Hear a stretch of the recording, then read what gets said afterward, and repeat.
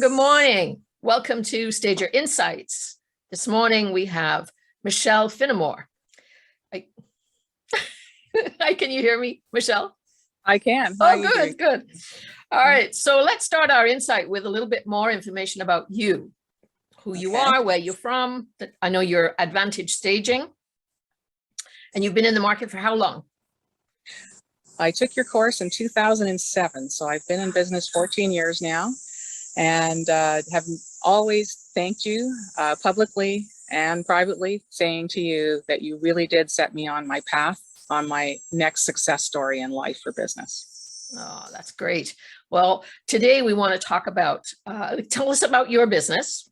Tell us a little more about your business, and also, address in your conversation with us today's market, because it's not only hot, but it's also COVID prone. And how are you dealing with those situations? So I do 75% occupied homes, and it really depends on the agent that I'm working with. They have a particular niche and a brand, and that's the work that they bring me. So I've been working with some agents for years and years, and other agents I've just started working with them since COVID started. I offer video consultations for those times when we must shut down. I still go out if we're doing a country property, because I do a lot of country properties. There's no internet, so they can either send me videos or pictures of the home, or I physically go out, but I ask them not to be in the house while I'm there. So we've learned to pivot during COVID. And that's what I suggest to all business owners, is look at how else you can do business. And that's what your course teaches, is all these types of things of how to have a business, how to overcome objections. It's a big part of today's challenge, is obviously pricing. Although you and I know, because I've been 20 years in the field, it's the perpetual problem that we face with our industry is pricing. People think that this should be cheap. And we always say cheap staging isn't good and good staging isn't cheap. Are you facing that in your marketplace? Not with the agents that I work with, because I have schooled them enough in how I do things, why they're done that way. I don't do vignette staging. So if they're looking for that type of thing, I suggest they probably carry that out themselves, because it's not a service that I offer. I do educate them as well that when you get a CSP stager, you've been professionally trained.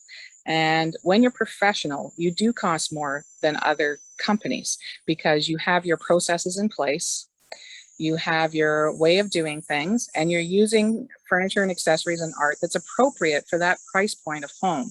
I do homes anywhere from 450,000 all the way up to 18 million. So you cannot be a cheap stager. You have to do it appropriately for that market, because we're trying to get the most money for that homeowner. Why do we do that? We educate the listing agent again, in that we tell them we're trying to build your brand. We're part of your team. When you can get phenomenal results for your homeowners, they tell their friends who are likely in the same price point of home that they are in. Yeah. So if you're going to build your brand, that's how you do it with the people that you are working with. As I always say, your listing photographer too. They should be professional listing photographers. You should be investigating how they present that property. Yeah, and I find that with real estate agents, in general, they don't know that 43% easily across North America, 43% of stagers' work actually comes to them directly from a seller who's been influenced by what they see on TV and or, in the media, and realize, we've got to get our house ready before we put it on the market. And then that stager becomes a referring point. Correct. Building a relationship, and they say, which real estate agent shall I use? Right. So it's a hidden market. It's another reason for real estate agents to collaborate. That's true. When I first started, that was more true than now, because I did have my office in a brokerage for 10 years. I am referred repeatedly to other agents, but not just from that brand. They refer me out to every other brand there is. The top professional agents always are in that upper club together, no matter what brand they're with. And they do change brands themselves. So it's not like they stay maybe in one all their whole life.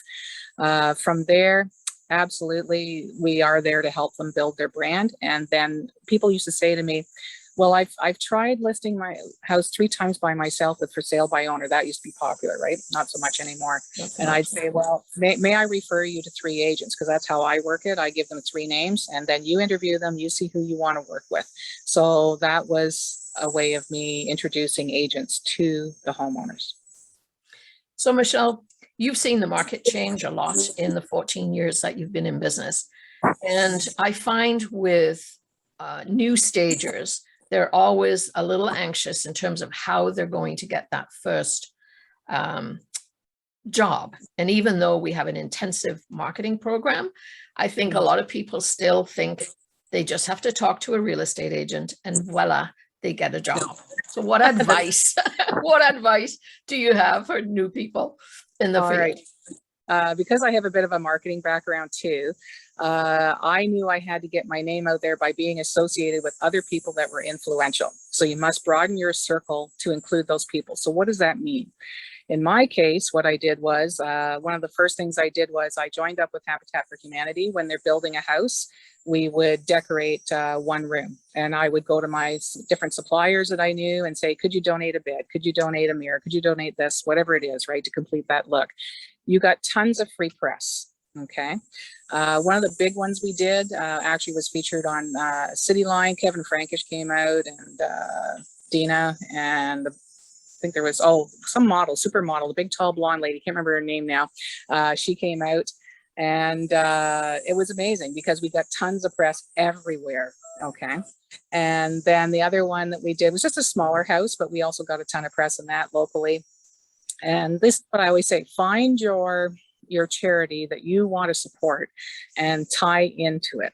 Now, because I was in the construction business and previously in that I was known in town, and so they contacted me directly, but there's no reason why you can't contact them. They're always doing something and always looking for people to help them raise funds. And that's how we did it. We got tons of free press, and I asked for the outside on the big property. It was actually the fellow that invented the Canadian Tire money. And so basically he had this beautiful property on Lake Simcoe that he hadn't lived in for years. It was built in the 80s, definitely looked like the 80s. Everybody was asked, invited by the local college, Sheridan, the Barry College, to come in and do one room. And I put my hand up and they said yes. And I said, can I do the outside? And they went, why? And I went, because where are you having all the parties? Where's everybody drinking? Where's everybody eating? And they went, outside by the pool. And I said, okay, can I do the cabana? Can I do the fish pond? Can I do the plantings? And that's when I got hooked up with Bradford Greenhouses, which is huge here in Ontario. And I had some guy come in and do all the koi fish in the pond. We put new granite on top of the cabana island. I mean, we did a lot. Okay. Yep. I had some guy that had a friend that had a company with luxury cars, right from antique to new, and he brought in 6 of them. And so for the photos, like, believe me, the camera people love that kind of stuff. So I remember you doing a condo and you brought in a little scooter. Yes, I did. A blue Vespa. Yeah. Yeah, Vespa. That was it. You brought in a blue Vespa. So it's getting yourself known locally and promoting your business outside of the realms of normal sort of social media. You know, I always say, you know, yes, social media is important, but it's building relationships, and it takes time. Always, you know? Yes, it's always relationships. And usually real estate agents, if they're busy people, they actually sit on boards. And so they are very influential, and that's how you get to meet them, by volunteering for board things. And then you actually get to meet them, and then they refer you out to other people at their level, things like that. And then you're busy with people that are busy. You and I both started full-time in this industry, and a lot of stagers today, not just CSP graduates, but they all want to start part-time while they're managing, you know, children and a home, as well as often complex jobs. You know, I was talking to somebody recently who is a healthcare worker on the front lines, very stressful, comes home, is caring for an aging parent who has Alzheimer's, has 3 children and a home and a husband, and wants to start a staging business. So what would be important advice that you would give to anybody thinking about starting a staging business? I would say get good training to start with so that when you do start it, you are prepared. You know how to run the business side of things. You don't have to think about it. You just know you have your processes in place. That's where you come in, Christine, because you are so detailed, and that is what you need. So in their spare moments, they should be doing all the reading they can do and studying. And then when they launch, they already know their processes, because that's where the stress comes in, is when you don't know how to handle something. Whereas you say, here on this page, this tells you how to handle this issue. This is telling you how to introduce this. And that's the most helpful advice I can give. Doing all the things that one person is doing is really spreading yourself rather thin, and you can't do any one thing to a great degree. So it's something where you have to be kind to yourself as well.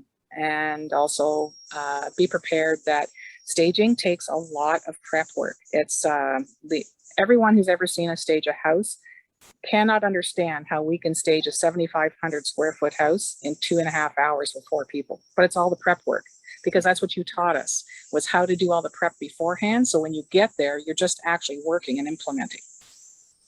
Wow. So early on in our development of CSP, we initiated apprenticeship and mentoring job shadowing. Can you speak to that and how it influenced your business? Absolutely. I remember that phone call. Hi, it's Christine. I've introduced you to somebody called Darren. He doesn't know you and you don't know him, but you really, really, really need to mentor with him. And so I phoned him up and he says, well, what do you want to get paid? And I said, nothing, because you're going to teach me. So I worked with Darren, and I still remember to this day, one thing in particular that he said to me. He said many things and taught me many things. He said, when you're standing there with that one piece in your hand, you're going, where should I put it? Where should I put it? He goes, don't. He says, you don't need it. If you have to think about it like that, it's not needed. And I still use that all the time when I'm working and with my associates that I'm working with as well. So I can't say enough good things about the mentorship program. Just being able, even afterwards, to be in the groups online and ask a question like, this is going on. Does anybody have any ideas how I might be able to solve this? It's worth its weight in gold. Yeah, in the private Facebook group. Yeah, I do find a lot of good things come out of that. I know. And people always tell me, the CSP program is the best kept secret. All the things that go on after class are way more valuable than what you actually pay for. Exactly. Sure, from that. So in wrapping up our session today, then, what would be advice or insight that you would like to give to the staging community at large? Be ready to have an open mind to learn something new. So someone yesterday was just asking a question, where do you buy your big artwork from, your big canvas artwork? And I love the one stager wrote back immediately and said, I go to the secondhand stores, buy a big piece of canvas artwork, I paint it white and then paint an abstract on top of it, and she put pictures up. That there alone saves you thousands of dollars in a year if you can actually implement that idea. So it's something you may not have thought about, but that's why you want to be part of the CSP group in those private discussions, because you're going to learn these hacks. Definitely, there are some happy children behind me down the path. So basically what I would say is keep that open mind, always be learning, never stop. Perfect. So have a wonderful day, and thank you so much for stopping by for coffee this morning before you start your morning. Very good, Christine. Have a good day. Bye-bye.